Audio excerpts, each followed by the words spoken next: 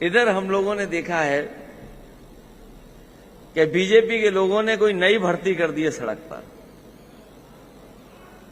ये नए ट्रैफिक के लोग भर्ती किए गए लगता है।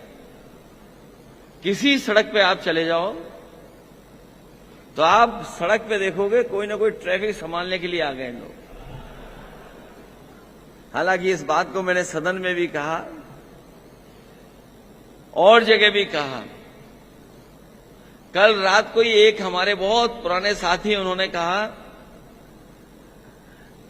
कि शायद आपने सबसे ज्यादा सांड के बारे में ट्वीट किया होगा।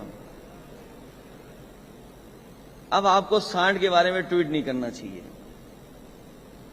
मैंने उनकी बात रात में मान ली, लेकिन जब मैंने सुबह एक खबर पढ़ी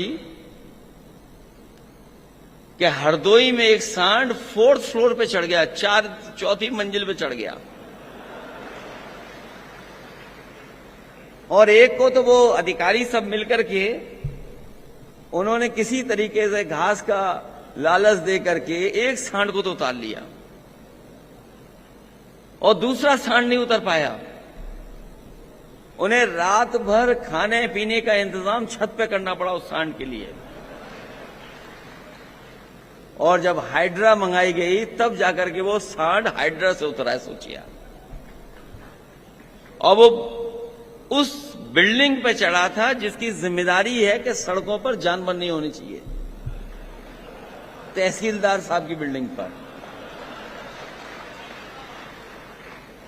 तो सोचो, जहां बीजेपी के लोग $1 ट्रिलियन की इकोनॉमी की बात कर रहे हों, $1 ट्रिलियन, और सांड नहीं संभाले जा रहे हैं। मैं जानता हूं कि लखनऊ में भी बहुत सांड है, राजधानी में बहुत सांड हैं।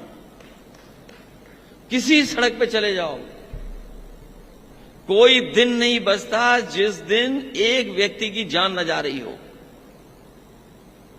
चाहे एक्सीडेंट से, और चाहे किसान गरीब अगर खेत में कर रहा है, अगर कोई परिस्थिति बनी तो वहां ही जान उसकी चली गई। तो सोचिए, कहां हम लोगों ने एम्बुलेंस दी, फोन मिलाओ एम्बुलेंस गांव में गरीब की मदद के लिए, और कहां ये सामान्य समस्या का समाधान नहीं ढूंढ पा रहे। जब मैंने सदन में पूछा उनसे कि सड़कों पर इतने जानवर हैं, तो वो कहते हैं कि ये तो नंदी है। मैं बधाई देना चाहता हूं बरेली के लोगों को, जिन्होंने सब नंदी इकट्ठी कर करके मंत्री जी को घेरने का काम किया। मुझे उम्मीद है कि अब शायद सरकार की आंखें खुल जाएंगी और कम से कम ये जो समस्या एक नई पैदा हुई है उत्तर प्रदेश में, उसका समाधान होगा। मैं अभी आदरणीय उदय प्रताप जी को सुन रहा था। मैं